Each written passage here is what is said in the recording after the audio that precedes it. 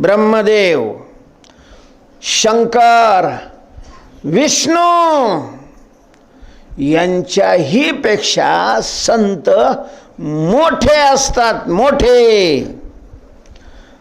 कारण ईश्वरापेक्षा सुद्धा मोठे असतात. ईश्वरापेक्षा मोठे, हां, ईश्वरापेक्षाही संत मोठे असतात. कसं काय ईश्वरापेक्षा मोठे असतात? ईश्वराची व्याप्ती ही मायाधीन असते. माया प्रतिबिंबित जे चैतन्य, त्या चैतन्याला काय म्हणतात?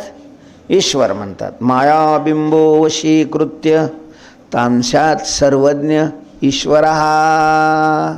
आणि ही माया ब्रह्माच्या एका अंशावर आहे, काल्पनिक अंशावर, तर निरंश आहे ते, पण काल्पनिक अशा एका अंशावर माया आहे. आणि त्या मायेत पडलेलं जे प्रतिबिंब त्याला काय म्हणतात? ईश्वर. म्हणजे